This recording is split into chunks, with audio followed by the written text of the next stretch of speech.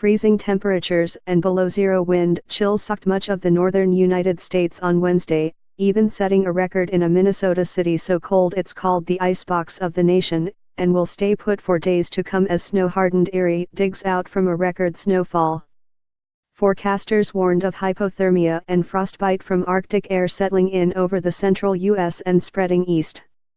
The National Weather Service reported International Falls and Hibbing, Minnesota, set record low temperatures on Wednesday morning. International Falls, the self-proclaimed icebox of the nation, plunged to 37 degrees below zero, breaking the old record of 32 below set in 1924. Hibbing bottomed out at 28 below, breaking the old record of 27 below set in 1964.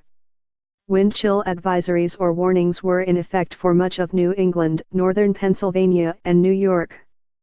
Those places and states in the northern plains and Great Lakes were projected to see highs in the teens or single digits and lows below zero for the rest of the week and into the new year. The National Weather Service said wind chills in many areas Thursday could make temperatures feel below zero. Meanwhile, Erie was recovering from a storm that brought 34 inches of snow on Christmas Day, smashing the daily snowfall record for the Great Lakes city of 8 inches, and 26.5 more inches on Tuesday. More than 65 inches have fallen on the city since Christmas Eve, with several more inches falling Wednesday as residents dug out in frigid temperatures. Strong westerly winds over Lake Erie picked up moisture, developed into snow and converged with opposing winds, dumping snow in a band along the shore from Ohio to New York, said Zach Sefcovic, a National Weather Service meteorologist in Cleveland. Sabrina Ram drove into Erie on Christmas Eve to visit her parents just as the snow began to fall.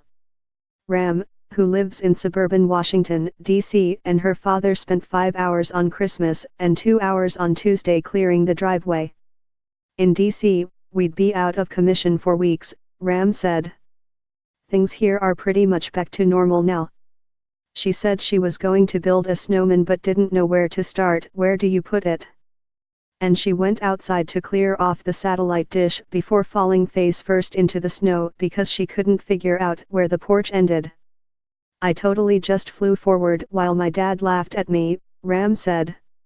In New York, communities near Lake Ontario's eastern end, including Redfield and Boylston, also saw around 5 feet of snow this week.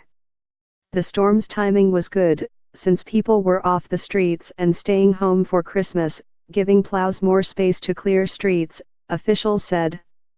By Wednesday, Erie's roads were relatively clear, emergency calls were relatively slow and the big task was digging out, County Executive Kathy Dahlkemper said.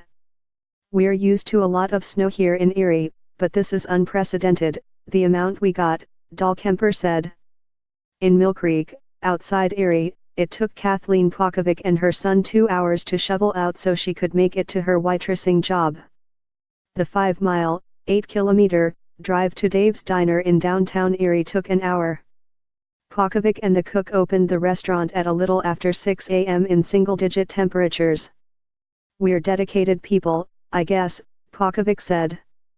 Something else helped, it took 800 milligrams of ibuprofen after all that to get me to work.